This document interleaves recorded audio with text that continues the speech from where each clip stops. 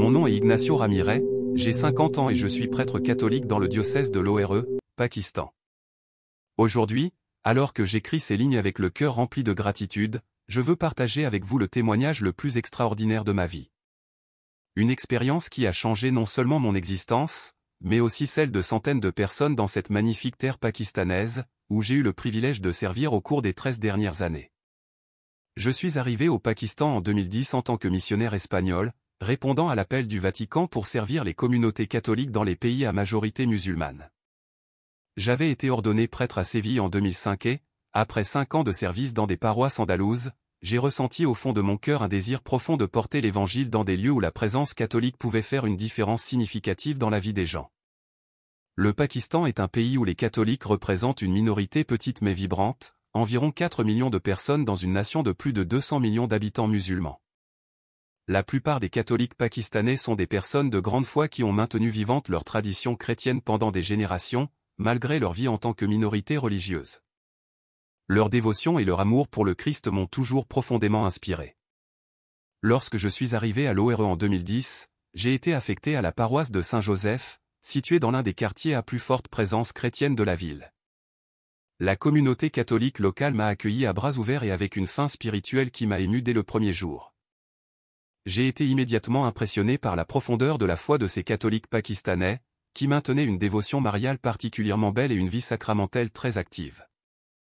Au cours de mes premières années à Lahore, je me suis entièrement consacré au ministère paroissial, à célébrer les messes quotidiennes, à administrer les sacrements, à visiter les malades, à organiser la catéchèse pour les enfants et les adultes, et à coordonner les œuvres de charité pour les familles les plus démunies de notre communauté.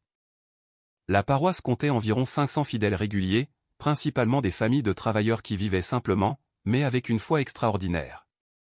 L'un des aspects les plus beaux de mon ministère au Pakistan était la dévotion mariale, profondément enracinée dans la communauté catholique locale. Dans notre église, nous avions une magnifique statue de la Vierge Marie apportée d'Espagne, qui avait été donnée par des bienfaiteurs catholiques de mon diocèse natal.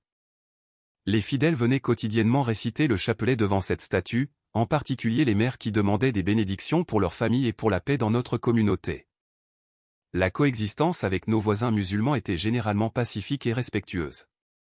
De nombreux musulmans de la région connaissaient notre œuvre caritative et appréciaient les services sociaux que nous fournissions à toute la communauté sans distinction de religion. Nous avions un petit dispensaire médical qui soignait les familles pauvres, un programme d'alimentation pour les enfants dans le besoin et des cours d'alphabétisation pour adultes qui bénéficiaient à des personnes de différents milieux religieux. Cependant, comme partout où différentes religions coexistent, des malentendus ou des tensions survenaient occasionnellement. Certains dirigeants religieux plus conservateurs des deux côtés exprimaient des préoccupations concernant les différences doctrinales entre le christianisme et l'islam. Ces différences, bien que normales dans une société pluraliste, créaient parfois un climat de méfiance qui exigeait beaucoup de patience et de dialogue pour être résolu. Mon ministère s'est considérablement développé au cours des premières années. En 2020, notre paroisse avait doublé son nombre de membres, atteignant plus de 1000 fidèles actifs. Nous avions établi une école catholique qui accueillait des enfants chrétiens et musulmans de familles ouvertes au dialogue interreligieux. Nos programmes d'aide sociale nourrissaient des centaines de familles chaque semaine et nos groupes de prière renforçaient spirituellement toute la communauté. Cette croissance, bien que magnifique, a également attiré l'attention de certains milieux qui voyaient avec inquiétude l'expansion de la présence catholique dans la région. En 2021 et 2022, des voix de mécontentement ont commencé à émerger parmi certains groupes plus conservateurs qui interprétaient notre travail comme une tentative de promouvoir des conversions religieuses par le biais de l'assistance sociale.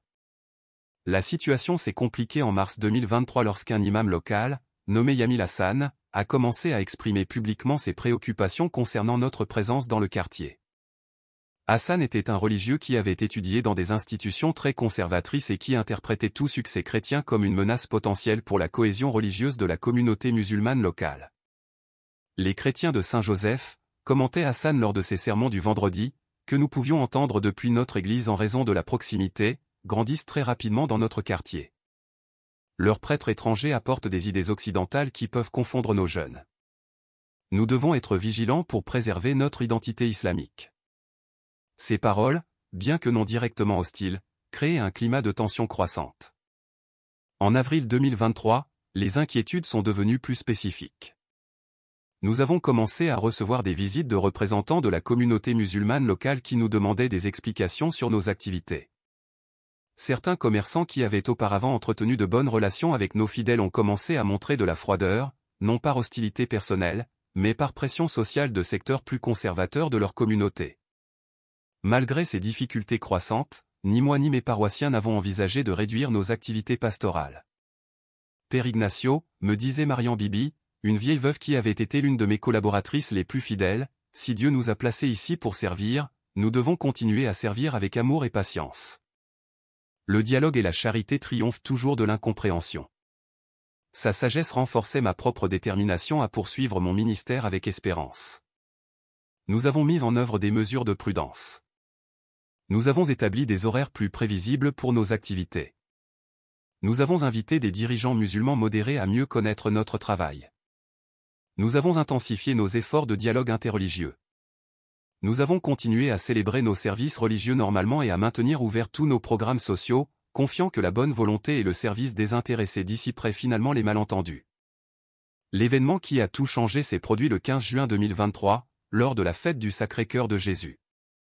Nous avions organisé une procession spéciale dans les rues du quartier chrétien, portant une statue du Sacré-Cœur qui avait été personnellement bénie par le pape lors d'une audience spéciale pour les missionnaires. C'était une tradition annuelle très appréciée par notre communauté et cette année-là, elle avait attiré plus de 100 catholiques de toute la ville de l'ORE. La procession a commencé paisiblement et avec une grande joie spirituelle. Nous avons marché dans les rues principales du quartier chrétien en chantant des hymnes traditionnels en ourdou et en latin, en priant le chapelet et en portant nos icônes religieuses avec dévotion et respect. Les voisins musulmans de la région, pour la plupart, nous observaient depuis leur maison avec la courtoisie habituelle, certains saluant même amicalement, comme ils l'avaient fait les années précédentes. Cependant, lorsque la procession est arrivée près de la mosquée principale du quartier, nous avons rencontré un groupe d'environ 200 jeunes musulmans qui s'étaient rassemblés dans la rue. Ils ne semblaient pas hostiles au début, mais leur présence massive et organisée indiquait clairement qu'ils étaient venus exprimer une forme de mécontentement ou d'inquiétude concernant notre procession religieuse. À la tête du groupe se trouvait l'imam Hassan, accompagné de plusieurs dirigeants communautaires musulmans. Il s'est approché de moi avec une expression sérieuse, mais non agressive. « Père Ignacio », m'a-t-il dit d'un ton formel, mais respectueux, nous devons parler de cette procession. Certains membres de notre communauté sont préoccupés par l'impact que ces démonstrations publiques de foi chrétienne pourraient avoir sur l'harmonie de notre quartier. J'ai essayé de maintenir un dialogue constructif. Imam Hassan, lui ai-je répondu avec toute la courtoisie possible, notre procession est une manifestation pacifique de foi, tout comme vos propres célébrations religieuses. Nous sommes des citoyens pakistanais comme vous et nous respectons profondément nos voisins musulmans. Nous ne venons pas causer de problèmes, mais à exprimer notre amour pour Dieu. J'espérais que mes paroles pourraient apaiser les inquiétudes et ouvrir un espace de dialogue.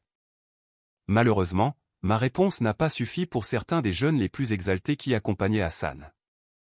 Plusieurs ont commencé à crier des slogans sur la nécessité de préserver l'identité musulmane du quartier et à exprimer leur mécontentement face à ce qu'ils percevaient comme une provocation chrétienne. Bien que Hassan essayât de garder le contrôle, il était évident que la situation devenait plus tendue qu'il ne l'avait anticipé. « La procession doit s'arrêter », a crié l'un des jeunes. « Ce quartier est musulman et nous ne permettrons pas de démonstration chrétienne. » Ces paroles ont été soutenues par des cris de soutien d'autres membres du groupe. Certains ont commencé à s'approcher davantage de nos fidèles, surtout vers les icônes religieuses que nous portions, créant un climat d'intimidation croissant. « S'il vous plaît, calmez vos gens », ai-je crié à Hassan et aux autres dirigeants. Nous avons des enfants et des personnes âgées dans notre procession. Nous ne voulons de problème avec personne. Mais la situation avait échappé au contrôle des dirigeants plus modérés. Certains jeunes ont commencé à bousculer nos fidèles, essayant d'arracher les images religieuses et les drapeaux de la procession. La tension a rapidement dégénéré lorsque certains jeunes musulmans ont commencé à lancer des objets sur notre procession. Au début, ce n'était que de petites pierres dirigées contre les icônes religieuses, mais bientôt ils ont commencé à viser les personnes. Joseph Massy, l'un de nos diacres, a reçu l'impact d'une pierre au front. Maria Sadik, une jeune mère avec son bébé, a crié quand une pierre l'a effleurée à l'épaule. Retournez à l'église, ai-je crié à mes paroissiens. Protégez les enfants, allez par les rues latérales. La procession s'est désorganisée tandis que les familles chrétiennes cherchaient refuge, non pas tant par peur de graves blessures physiques, mais par nécessité de protéger les plus vulnérables d'une situation qui avait clairement échappé à tout contrôle. Je suis resté jusqu'à la fin pour m'assurer que tous mes paroissiens pouvaient rentrer sains et saufs chez eux ou à l'église. Ce fut une décision qui aurait des conséquences inattendues. Lorsque la plupart des chrétiens avaient réussi à s'éloigner de la zone de conflit, je me suis retrouvé entouré d'environ 30 jeunes musulmans, avec Hassan essayant de contrôler la situation sans grand succès. Père Ignacio, m'a dit Hassan avec une expression préoccupée, mes jeunes sont très agités. Je pense qu'il serait préférable que vous veniez avec nous jusqu'à ce que les esprits se calment. Nous ne voulons pas qu'il arrive quoi que ce soit de mal, mais nous devons résoudre cette situation d'une manière ou d'une autre. Ces paroles, bien que non menaçantes, indiquaient clairement qu'il n'avait pas un contrôle total sur le groupe qui l'accompagnait. Ils m'ont emmené vers les abords du quartier, dans un terrain vague, où ils voulaient apparemment avoir une conversation sérieuse sur l'avenir de la présence chrétienne dans la région. Pendant le trajet, plusieurs jeunes m'ont poussé et m'ont adressé des paroles dures, bien que Hassan leur demandait à plusieurs reprises de maintenir le respect. La situation était tendue, mais j'espérais encore qu'elle pourrait se résoudre par le dialogue. Lorsque nous sommes arrivés sur le terrain vague, Hassan a essayé d'établir une conversation formelle. « Père, m'a-t-il dit, nous devons comprendre que votre présence ici cause des problèmes dans notre communauté. Il serait peut-être préférable que vous envisagiez de déménager dans un autre quartier de la ville où il y a plus de chrétiens et moins de tensions. » Ces paroles, bien qu'exprimées avec une certaine courtoisie, constituaient clairement une pression pour que j'abandonne mon ministère dans le quartier. Imam Hassan, lui ai-je répondu avec toute la patience que j'ai pu rassembler, je vis ici depuis 13 ans. Cette communauté est ma maison. Les catholiques de Saint-Joseph ont besoin de moi et j'ai besoin d'eux. Je ne peux pas simplement abandonner mon ministère parce que certains malentendent nos intentions. Je suis sûr que nous pouvons trouver un moyen de coexister en paix. Ma réponse, bien que sincère, n'était clairement pas ce que le groupe voulait entendre. Plusieurs des jeunes qui accompagnaient Hassan se sont visiblement agités face à mon refus de considérer sa suggestion. « Il ne comprend pas », a crié l'un d'eux. Soit il part de bon gré, soit nous devrons utiliser d'autres méthodes. Ces paroles étaient clairement menaçantes et j'ai pu voir que Hassan perdait le contrôle de la situation. « S'il vous plaît, ai-je supplié, si vous avez des problèmes avec moi, parlons comme des personnes civilisées. Je suis un homme de paix. Je ne veux de problème avec personne, mais je ne peux pas non plus abandonner ma communauté juste à cause de la pression. » Ma supplication semblait tomber dans l'oreille d'un sourd, surtout parmi les jeunes les plus exaltés du groupe. C'est alors que la situation a pris une tournure complètement inattendue. Plusieurs des jeunes ont commencé à me pousser avec plus d'agressivité et bien que Hassan essaya de les contrôler, il était évident que le groupe avait décidé de me donner une leçon qui me convaincrait de quitter le quartier. Les bousculades se sont transformées en coups et bientôt je me suis retrouvé par terre, frappé à coups de pied par plusieurs jeunes tandis que Hassan criait inutilement pour demander la modération. Le passage à tabac n'a pas été extrêmement sévère, mais suffisant pour me laisser plusieurs contusions, une lèvre fendue et beaucoup de douleur aux côtes. Plus que la douleur physique, mon cœur souffrait de voir comment le malentendu et l'intolérance pouvaient amener des jeunes sincères à agir de manière si contraire aux valeurs de compassion que l'islam et le christianisme enseignent tous deux. Quand ils eurent fini de me frapper, je suis resté au sol du terrain vague, saignant mais conscient. Hassan s'est approché avec une expression de réelle préoccupation. « Père Ignacio, m'a-t-il dit, je suis vraiment désolé de ce qui s'est passé. Ce n'était pas ce que je voulais, mais j'espère que maintenant vous comprenez que votre présence ici cause plus de problèmes que cela n'en vaut la peine. Pour votre propre bien et pour la paix de la communauté, considérez sérieusement de déménager ailleurs. » Hassan, lui ai-je répondu avec le peu de voix qui me restait après les coups, je comprends votre préoccupation pour la paix communautaire, mais je ne peux pas résoudre l'intolérance en la fuyant. Si je pars maintenant, demain ils viendront chercher d'autres chrétiens et après d'autres groupes. La vraie paix vient du dialogue et de la compréhension mutuelle, non de l'intimidation. Mes paroles n'étaient clairement pas celles qu'ils s'attendaient à entendre. Certains des jeunes se sont de nouveau agités face à ma réponse. « Cet homme ne comprend pas », a crié l'un d'eux. « Il a besoin d'une leçon plus forte. » Avant que Hassan ne puisse intervenir, plusieurs jeunes avaient commencé à creuser un trou dans la terre meuble du terrain vague. « Nous allons l'enterrer jusqu'au cou », a crié un autre. Pour voir s'il comprend ainsi qu'il doit quitter cet endroit. Hassan a essayé de les arrêter, mais les jeunes étaient trop agités pour entendre raison. « Ce ne sera que jusqu'au cou », ont-ils crié à Hassan. Nous n'allons pas le tuer, nous allons juste lui donner une peur qu'il n'oubliera jamais. Le plan était apparemment de m'enterrer partiellement comme une forme extrême d'intimidation, non comme tentative de meurtre, mais la situation était tout aussi terrifiante. Ils m'ont traîné vers le trou qu'ils avaient creusé, qui avait environ 1,5 mètre de profondeur. S'il vous plaît, leur ai-je supplié, c'est trop. Vous pouvez me blesser sérieusement, mais mes supplications ont été ignorées. Ils m'ont poussé au fond du trou et ont commencé à jeter de la terre autour de mes jambes et de mon torse, tandis que j'essayais désespérément de garder ma tête et mes bras libres. La terre froide et humide s'accumulait rapidement autour de mon corps. Au début, elle ne couvrait que mes jambes, mais elle est progressivement montée jusqu'à ma poitrine et mon cou. Les jeunes semblaient jouir de ma terreur, criant des choses comme « Maintenant il apprendra à respecter ce quartier musulman et la prochaine fois qu'il viendra ici, il se souviendra de cette leçon. » Hassan continuait à demander la modération, mais sans succès. « C'est assez », leur criait-il. Nous ne voulions pas en arriver là, mais les jeunes étaient trop excités par leur espièglerie pour écouter. Ils ont continué à jeter de la terre jusqu'à ce qu'elle recouvre complètement mon cou et ensuite, dans un moment d'exaltation de groupe, ils ont aussi commencé à couvrir ma tête. « Arrêtez !» a crié Hassan désespérément quand il s'est rendu compte que la blague était devenue quelque chose de potentiellement mortel. Vous allez l'asphyxier, mais c'était trop tard. Les jeunes étaient entrés dans une sorte de frénésie de groupe et ont continué à jeter de la terre jusqu'à ce que je sois complètement enseveli, avec seulement de petits espaces d'air qui filtraient entre les mottes de terre meubles. Les derniers instants avant d'être complètement enseveli furent les plus terrifiants de ma vie. La claustrophobie était accablante, mais plus terrible encore était la réalisation que ces jeunes, poussés par l'intolérance et l'exaltation de groupe, avaient franchi une ligne qu'ils n'avaient même pas prévu de franchir initialement. Je pouvais entendre leur voix de plus en plus lointaine tandis qu'ils discutaient de ce qu'ils avaient fait. Lorsque la terre a complètement recouvert ma tête, je me suis retrouvé submergé dans une obscurité totale et claustrophobe. L'air s'épuisait rapidement et chaque respiration devenait une lutte désespérée.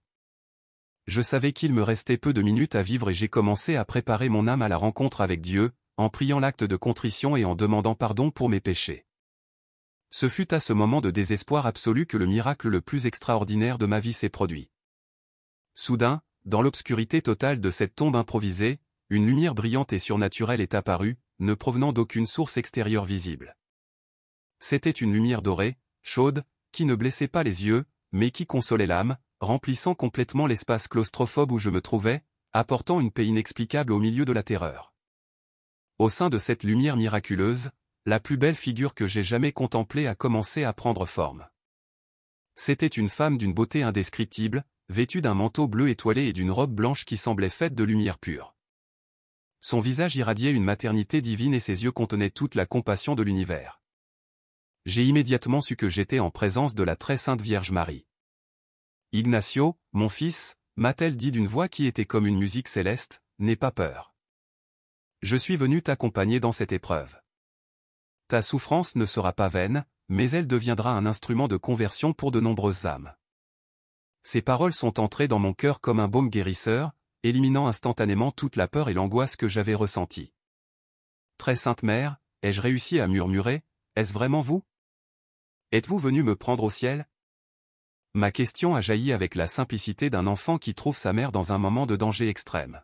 « Je suis Marie, la mère de ton Sauveur » a-t-elle répondu avec une douceur infinie, « et je ne suis pas venu te prendre au ciel pour l'instant, mais à te donner une nouvelle opportunité de service sur la terre.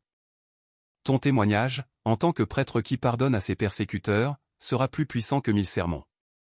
À travers ton expérience, de nombreux cœurs s'ouvriront à la vérité de l'Évangile. » Ces paroles m'ont rempli d'étonnement et d'espoir. « Mais, mère, lui ai-je dit, je suis enterré vivant. Comment puis-je y survivre ?» La question était pratique, mais aussi pleine de foi, car sa seule présence me donnait la certitude que tout était possible. La Vierge a souri avec une tendresse qui transperçait l'âme. « Fils bien-aimé, pour Dieu, rien n'est impossible. Il a ressuscité son Fils d'entre les morts et il peut certainement libérer un prêtre fidèle d'une tombe terrestre. Mais plus important que ta libération physique sera le témoignage que tu donneras ensuite et les conversions qui résulteront de cette expérience. » Alors, quelque chose d'absolument extraordinaire a commencé à se produire. La lumière émanant de la figure de la Vierge s'est énormément intensifiée, devenant si brillante qu'elle commençait à filtrer à travers la terre qui me recouvrait vers la surface. C'était comme si un puissant projecteur était dirigé des profondeurs de la Terre vers le ciel nocturne, un phénomène qui défiait toutes les lois naturelles. D'en haut, j'ai commencé à entendre des voix remplies d'étonnement et de confusion. « Qu'est-ce que cette lumière qui sort de la Terre » criait quelqu'un. « Regardez, il y a une lumière étrange là où nous avons enterré le prêtre » s'exclamait un autre. « Ce n'est pas normal » disait une troisième voix que j'ai reconnue comme celle de Hassan.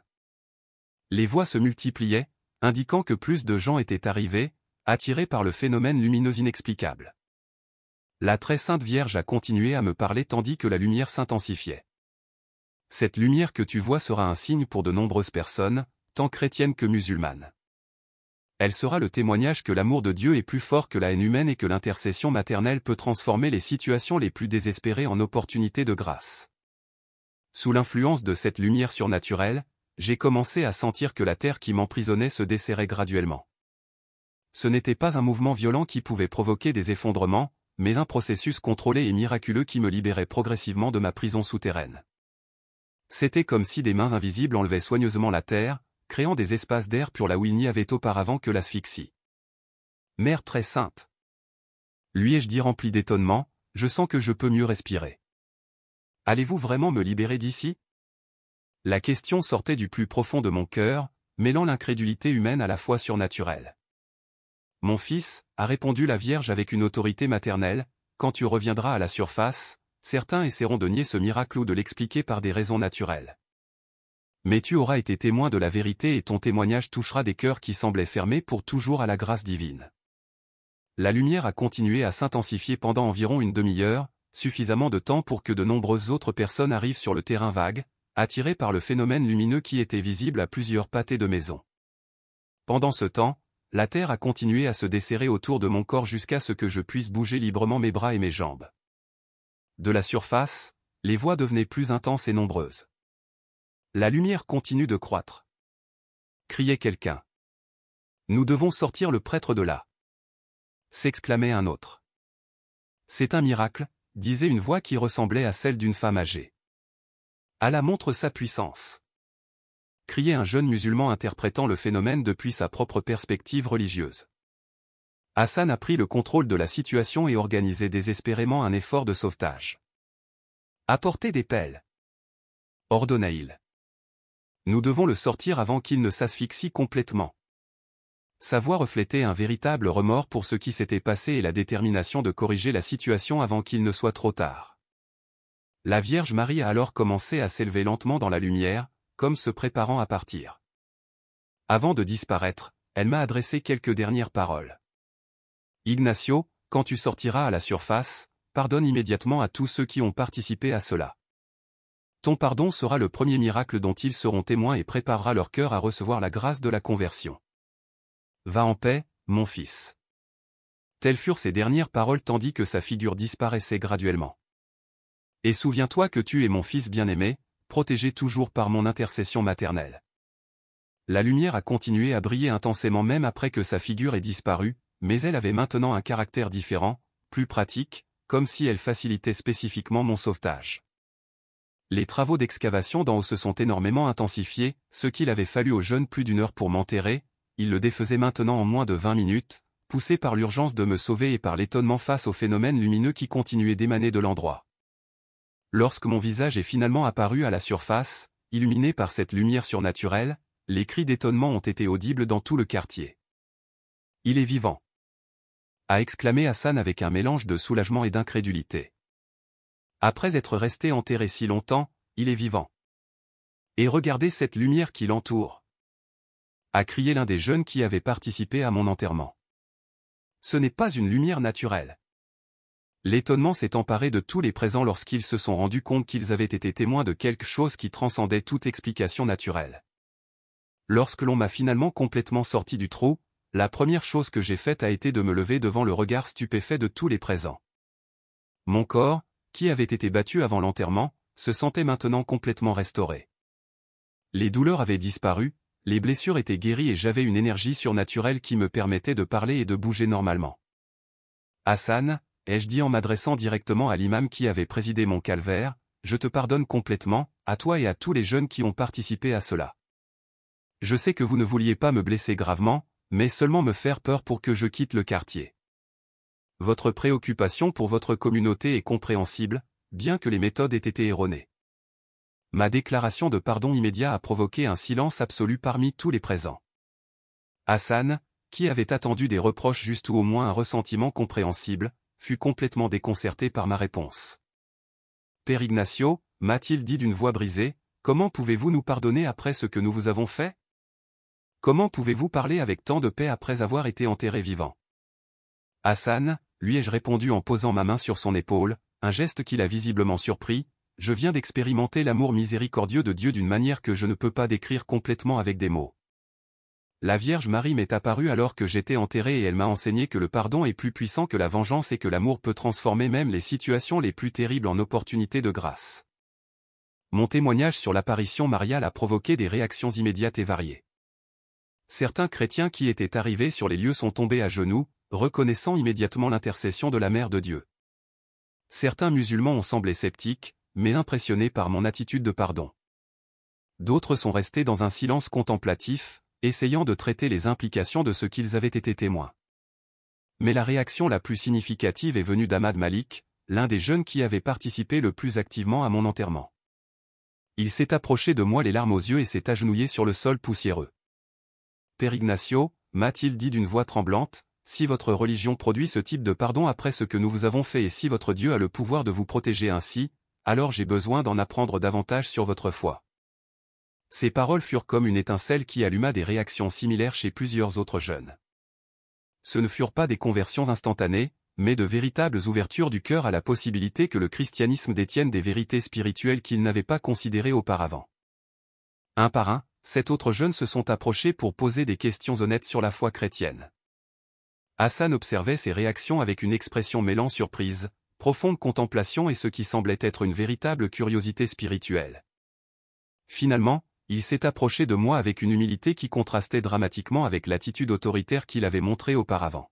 « Père Ignacio » m'a-t-il dit, « pendant 15 ans, j'ai été imam et je n'ai jamais vu une démonstration de pardon comme celle que vous venez de montrer. Dans nos livres saints, nous lisons sur le pardon, mais le voir pratiqué de cette manière après ce que nous vous avons fait, cela me fait profondément réfléchir. » Hassan, lui ai-je répondu avec une affection pastorale sincère, « Le pardon que je viens de montrer ne vient pas de ma propre force, mais de la rencontre que j'ai eue avec la mère de Jésus pendant que j'étais enterré. Elle m'a enseigné que Dieu permet même les épreuves les plus difficiles pour créer des opportunités de montrer son amour miséricordieux. Votre recherche sincère de la vérité est exactement ce qu'elle m'a dit qui résulterait de cette expérience. » Les jours qui ont suivi ma libération miraculeuse furent des jours de transformation intense pour toute notre communauté à la Jor. La nouvelle de l'événement s'est répandue rapidement, non seulement parmi les chrétiens et les musulmans locaux, mais aussi sur les réseaux internationaux de communication religieuse. Des journalistes de plusieurs pays sont venus m'interviewer et des chercheurs religieux sont arrivés pour documenter les aspects extraordinaires de ce qui s'était passé. La communauté catholique de la Jor a connu une croissance spirituelle immédiate après le miracle.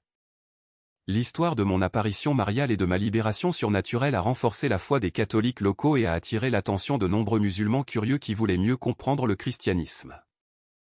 Nos messes dominicales, qui attiraient auparavant environ 500 fidèles, attiraient maintenant régulièrement plus de 1000 participants, y compris de nombreux visiteurs musulmans qui venaient simplement observer et apprendre. Ahmad Malik a été le premier des jeunes impliqués dans mon enterrement à exprimer un intérêt formel à connaître le christianisme. Son processus d'exploration de la foi chrétienne a duré 4 mois de conversations hebdomadaires, au cours desquelles j'ai pu observer une transformation progressive, mais profonde, de sa perspective spirituelle. Le jeune qui avait participé à mon enterrement par intolérance religieuse, est devenu un chercheur sincère de la vérité spirituelle. « Père » me disait Ahmad lors d'une de nos conversations, « quand j'ai vu cette lumière surnaturelle émaner de l'endroit où nous vous avions enterré et quand je vous ai entendu nous pardonner immédiatement après être sortis, quelque chose a changé en moi. Je n'avais jamais vu un exemple aussi puissant d'amour inconditionnel. Je veux comprendre quel genre de Dieu peut produire ce type d'amour chez une personne. » Sa conversion finale au catholicisme, après des mois d'études et de réflexion, fut un événement magnifique que nous avons célébré avec toute la communauté. Lorsqu'il a été baptisé dans l'église de Saint-Joseph, en présence de nombreux de ses anciens amis musulmans qui étaient venus le soutenir, les larmes de joie furent générales. Ahmad a choisi le nom de François au baptême en l'honneur de saint François d'Assise, le saint du dialogue interreligieux et de la réconciliation. La conversion d'Ahmad n'a pas été sans difficulté personnelle. Sa famille s'est initialement sentie blessée par sa décision et certains de ses anciens amis musulmans ont exprimé leur déception.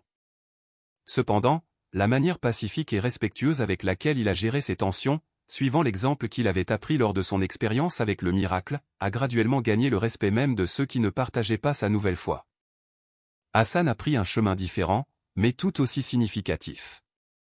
Bien qu'il ne se soit pas converti au christianisme immédiatement, il a radicalement changé son attitude envers les chrétiens et son approche du leadership religieux. Dans ses sermons du vendredi, il a commencé à parler de l'importance du respect mutuel entre personnes de différentes religions et de la recherche commune de la vérité spirituelle qui unit chrétiens et musulmans. Frères musulmans, prêchait Hassan avec une nouvelle humilité, j'ai récemment été témoin d'événements qui m'ont fait réfléchir sur la manière dont nous traitons nos frères d'autres religions. Le Coran nous enseigne qu'Allah est miséricordieux et compatissant, et que nous devons traiter les gens du livre avec respect. Peut-être avons-nous perdu de vue ces principes dans notre zèle à préserver notre identité religieuse. Plusieurs mois après le miracle, Hassan m'a cherché pour avoir des conversations privées sur des sujets théologiques profonds. Père Ignacio, m'a-t-il confié lors d'une de nos rencontres, l'événement dont j'ai été témoin cette nuit-là a semé des questions dans mon cœur que je ne peux ignorer. Dans le Coran, nous lisons sur Aïssa al-Mazi, Jésus, et sur Mariam, Marie, avec grand respect. Mais ce que j'ai vu cette nuit-là me fait me demander s'il y a des dimensions de leur signification spirituelle que je n'ai pas complètement comprises. Nos conversations se sont étendues sur des mois, explorant les similitudes et les différences entre l'islam et le christianisme avec honnêteté intellectuelle et respect mutuel. C'était un homme d'une grande intelligence et d'une sincérité spirituelle et ces questions m'ont défié à approfondir ma propre compréhension, tant du christianisme que de l'islam. Un an après le miracle, Hassan m'a surpris par une déclaration que je n'avais jamais anticipée. Père Ignacio, m'a-t-il dit les larmes aux yeux, après des mois de prière, d'études et de réflexion, je suis arrivé à la conviction que Jésus est réellement le Fils de Dieu et que Marie est véritablement la mère de Dieu fait homme.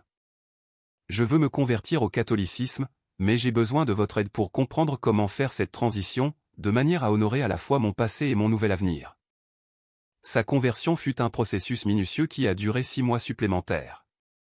En tant qu'ancien imam, Hassan avait une compréhension profonde des Écritures et de la théologie, ce qui a facilité son assimilation des enseignements catholiques, mais il devait aussi naviguer les complexités sociales d'abandonner le leadership islamique pour embrasser le christianisme dans une société à majorité musulmane. Quand il a finalement été baptisé, il a choisi le nom de Joseph en l'honneur de Saint Joseph, le père adoptif de Jésus, car il admirait son rôle de protecteur silencieux et fidèle de la Sainte Famille. Son baptême fut un événement historique à la Johor, marquant la conversion du premier imam de la ville au catholicisme de mémoire récente. La conversion de Hassan a eu un impact profond sur la communauté musulmane locale. Environ 15 de ses anciens disciples, impressionnés par la sincérité de sa quête spirituelle et par les fruits de paix et de joie qu'ils ont vus dans sa vie après la conversion, ont également commencé à explorer le christianisme. Tous ne se sont pas convertis, mais tous ont développé un respect beaucoup plus grand envers les chrétiens et une compréhension plus profonde du message évangélique. Le Vatican a pris connaissance officielle des événements de la Johor après avoir reçu des rapports détaillés de l'évêque local et de chercheurs envoyés spécifiquement pour étudier les aspects surnaturels du miracle. Après une enquête théologique exhaustive qui a duré 18 mois, la Congrégation pour les causes des saints a émis une déclaration, reconnaissant ma libération comme un événement extraordinaire, digne de vénération et d'étude de la part des fidèles.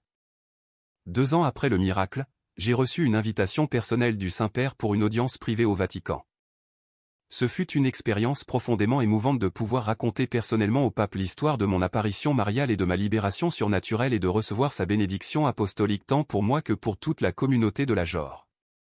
Mon fils, m'a dit le pape après avoir écouté mon témoignage complet, la très sainte Vierge t'a utilisé comme instrument d'évangélisation et de réconciliation dans une région où le témoignage chrétien fait face à de grands défis. Ton expérience sera documentée comme exemple du pouvoir de l'intercession mariale et comme témoignage que Dieu peut transformer même les situations les plus difficiles en opportunités de grâce. Pendant mon séjour à Rome, j'ai eu l'occasion de visiter de nombreux sanctuaires mariaux et de prier devant des images miraculeuses de la Vierge Marie dans les principales basiliques. Chaque rencontre avec ces images vénérées me rappelait vivement l'apparition que j'avais eue dans ma tombe souterraine, renforçant ma compréhension du rôle unique de Marie comme intercesseuse et mère de tous les chrétiens. À mon retour au Pakistan, nous avons établi le centre de dialogue interreligieux Saint-Joseph à la Jore avec l'approbation enthousiaste de l'évêque local et le soutien financier de bienfaiteurs catholiques internationaux. Le centre est devenu un espace où musulmans et chrétiens peuvent se rencontrer pour des conversations honnêtes sur la foi, la spiritualité et la quête commune de la vérité divine. Le succès du centre a dépassé toutes nos attentes. Au cours des 3 ans depuis son établissement, plus de 800 musulmans ont participé à nos programmes de dialogue et environ 150 se sont convertis au catholicisme après des processus de discernement attentifs et respectueux. Beaucoup d'autres ont développé des attitudes significativement plus positives envers le christianisme, contribuant à un climat général plus tolérant pour les chrétiens pakistanais. Mon expérience du miracle a également profondément transformé ma pratique personnelle de la dévotion mariale. Nous avons établi dans notre paroisse une chapelle spéciale dédiée à Notre-Dame de la Lumière miraculeuse, où est vénérée une image de la Vierge Marie qui reproduit fidèlement l'apparition que j'ai eue dans la tombe. La chapelle est devenue un lieu de pèlerinage pour les catholiques de tout le Pakistan et de l'Asie du Sud. L'image dans la chapelle a été associée à de nombreuses grâces spirituelles et quelques guérisons mineures depuis son installation, réconciliation familiale, conversion religieuse, renforcement de la foi pendant les périodes de difficulté et protection durant les moments de tension communautaire. Bien que ces événements postérieurs n'aient pas eu le caractère dramatique de ma libération initiale, tous contribuent au témoignage continu du pouvoir intercesseur de Marie très sainte. Aujourd'hui, 5 ans après mon enterrement et ma libération miraculeuse, je peux affirmer avec une profonde gratitude que cet événement qui a commencé comme une situation terriblement difficile s'est transformé en la bénédiction la plus transformatrice de ma vie sacerdotale. Non seulement j'ai survécu physiquement à une expérience traumatisante, mais j'ai été utilisé par Dieu comme instrument d'évangélisation, de réconciliation et de dialogue interreligieux à une échelle que je n'aurais jamais imaginé possible. La communauté catholique de la Jore est passée de 500 à plus de 3000 fidèles actifs. Nous avons maintenant 5 prêtres travaillant dans la paroisse, comparé à un seul avant le miracle. Nous avons établi 2 écoles catholiques supplémentaires qui servent tant les chrétiens que les musulmans, un centre de santé communautaire et plusieurs programmes d'aide sociale qui bénéficient aux familles de différentes confessions religieuses. Plus significatif encore, le climat général envers les chrétiens à la Jore s'est considérablement amélioré. Bien que nous soyons toujours confrontés à des défis occasionnels, comme toute minorité religieuse, nous ne vivons plus dans le climat de tension constante qui caractérisait notre existence avant le miracle. De nombreux musulmans locaux ont développé un respect authentique envers les chrétiens après avoir observé les fruits d'amour, de pardon et de service désintéressés qui ont suivi ma libération surnaturelle. Ahmad Malik, maintenant connu sous le nom de François, est devenu l'un de mes collaborateurs les plus précieux au ministère du dialogue interreligieux. Son témoignage personnel de transformation, d'un participant à la persécution religieuse à un défenseur du dialogue chrétien-musulman, a été instrumental pour ouvrir les cœurs et les esprits dans les 2 communautés. Son histoire démontre vivement que le pardon chrétien peut produire des fruits de conversion authentique et de réconciliation durable. Hassan, maintenant connu sous le nom de Joseph, a commencé des études pour le diaconat permanent avec l'espoir d'être éventuellement ordonné prêtre catholique. Sa connaissance approfondie, tant de l'islam que du christianisme, en fait un pont naturel entre les 2 communautés religieuses et son témoignage de conversion a inspiré de nombreux autres musulmans à considérer sérieusement les enseignements de Jésus-Christ. Le centre de dialogue interreligieux s'est étendu pour inclure des programmes éducatifs, des conférences internationales sur la coexistence religieuse et des projets de service social conjoints entre chrétiens et musulmans.